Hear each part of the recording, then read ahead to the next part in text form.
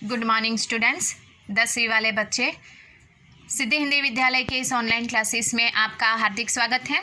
अब बच्चों, यहाँ पे हमारा ये जो छठा काव्य है, छठा काव्य हमारा यहाँ पे ख़त्म हो चुका है, जिसमें 2 पद यहाँ पे हमने देखे, यह दंतुरित मुस्कान और फसल, जिसमें हम यह दंतुरित मुस्कान का ये जो प्रश्नोत्तर है, यह प्रश्नोत्तर की चर्चा हम कर रहे थे, जिसमें बच्चों करीबन हमने 1 से लेकर 3 तक के प्रश्न देखे। ठीक है, जैसे कि बच्चे की जो दंतुरित मुस्कान के कवि के मन पर क्या प्रभाव पड़ता है, उसमें मैंने आपको बताया कि जैसे कि यहाँ पे कवि जो होते हैं वो उदास, अगर दुखी है तो भी वो प्रसन्नता आ जाती है, मृतक व्यक्ति में भी जान डाल देती है उसकी मुस्कान। उसके स्पर्श मात्र से पाषाण हृदय भी पिघलकर जल बन जाता है। ठीक है ना, वो बांस और बबूल के पेड़ के ऊपर से जैसे कि शेफाली के फूल झर रहे हैं, ऐसी कल्पना। उसके बाद यहाँ पे बच्चों की मुस्कान और बड़े की मुस्कान में क्या अंतर है वो हमें बताना था। तो बच्चे जो हंसते हैं वो स्वाभाविक होता है, सहज होता है। यहाँ पे निश्चल हंसते हैं वो, उसमें अपनापन की मधुरता दिखाई देती है, हमें स्नेह शक्ति होती है उसमें। और बड़ों की जो होती है वो परिस्थिति के ऊपर होती है ना, जिसमें स्वार्थ की गंध होती है, उसमें सहजता नहीं होती, अपनापन नहीं होता। बड़ों की मुस्कुराहट जो होती है रुचि काल के ऊपर निर्भर करती है। तीसरा प्रश्न हमने देखा था बच्चों की मुस्कान और तीसरा प्रश्न, कवि ने बच्चों की मुस्कान के सौंदर्य को किन किन बिंबों के माध्यम से व्यक्त किया है। करीबन 4 बिंबों के माध्यम से कवि ने व्यक्त किया था, जिसमें पहला कि मुस्कान को देखकर यहाँ पे उदासीन गंभीर अर्थात मृतक व्यक्ति भी यहाँ पे प्रफुल्लित हो जाए। दूसरा, झोपड़ी में कमल खिलना। तीसरा, पाषाण हृदय का पिघलकर जल बन जाना। और चौथा, बांस बबूल के पेड़ से भी शेफाली के फूलों का झरना।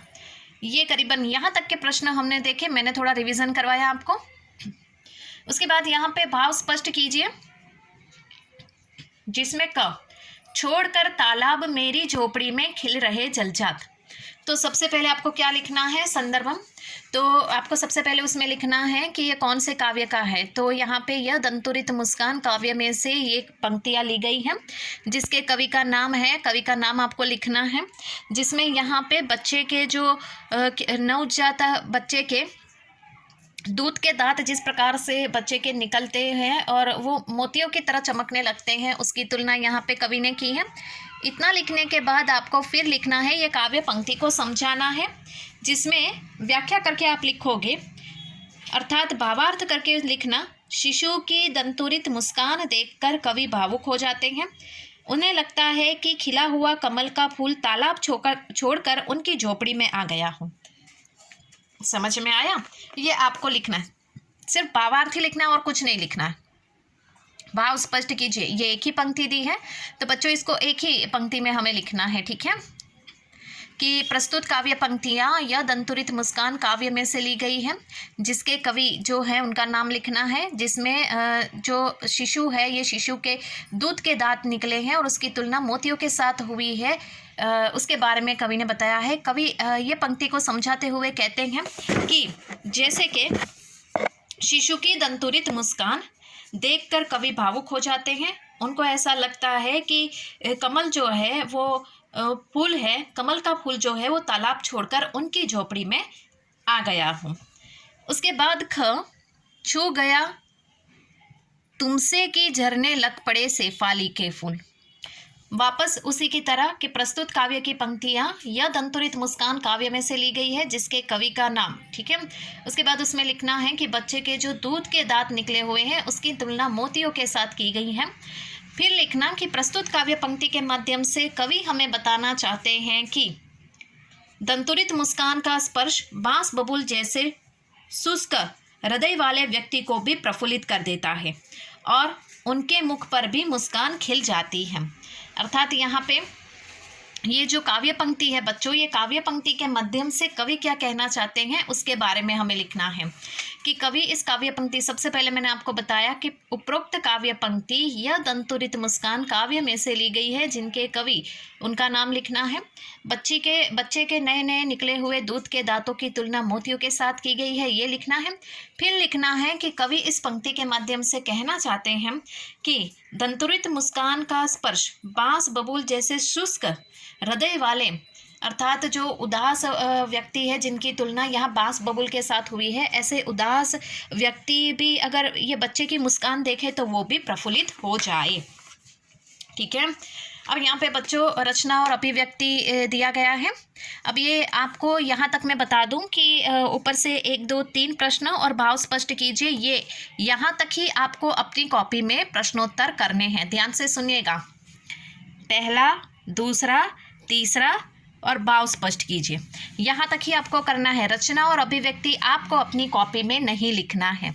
वापस एक बार कह रही हूँ, 10वीं वाले बच्चे, रचना और अभिव्यक्ति के प्रश्न आपको अपनी कॉपी में नहीं लिखने हैं।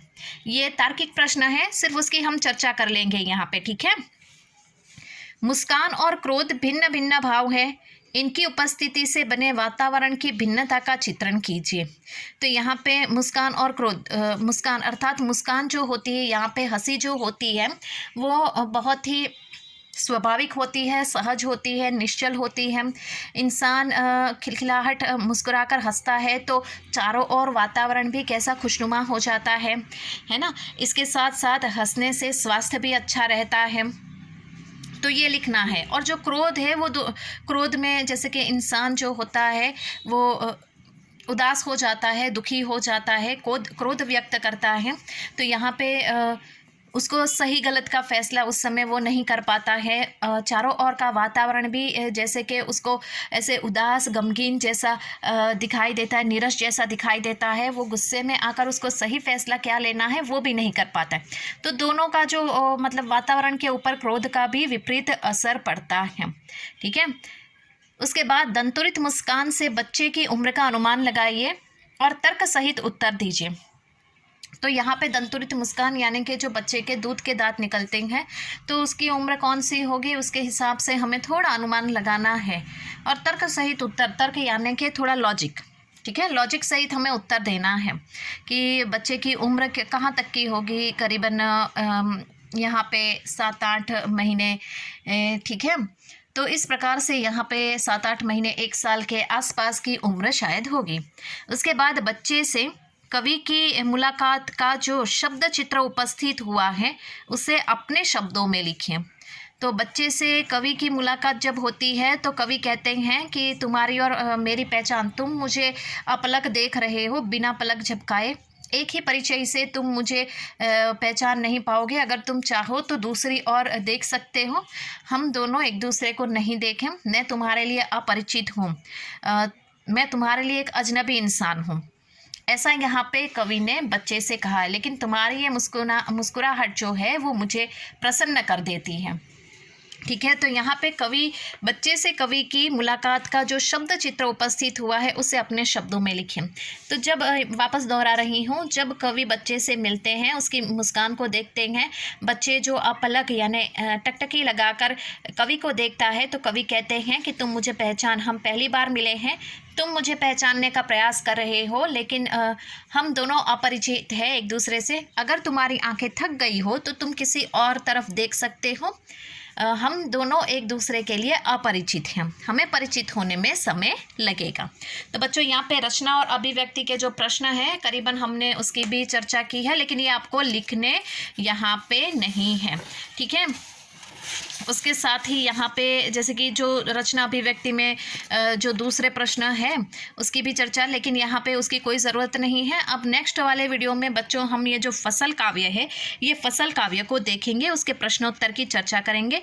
काव्य हमारा तकरीबन ख़त्म हो गया है, लेकिन प्रश्नोत्तर बाकी है। मैंने आपको बताया उस प्रकार से यहाँ पे सिर्फ भाव स्पष्ट कीजिए यहाँ तक के प्रश्न, यानी कि उपरोक्त 3 प्रश्न और भाव स्पष्ट कीजिए 2, मिला के 5 प्रश्न आपको लिखने हैं। रचना अभिव्यक्ति प्रश्न आपको नहीं लिखने हैं। तो आज के इस वीडियो में यहाँ तक देखते हैं। नेक्स्ट वाले वीडियो में जो फसल काव्य के प्रश्नोत्तर है उसकी चर्चा करेंगे। तब तक के लिए थैंक यू।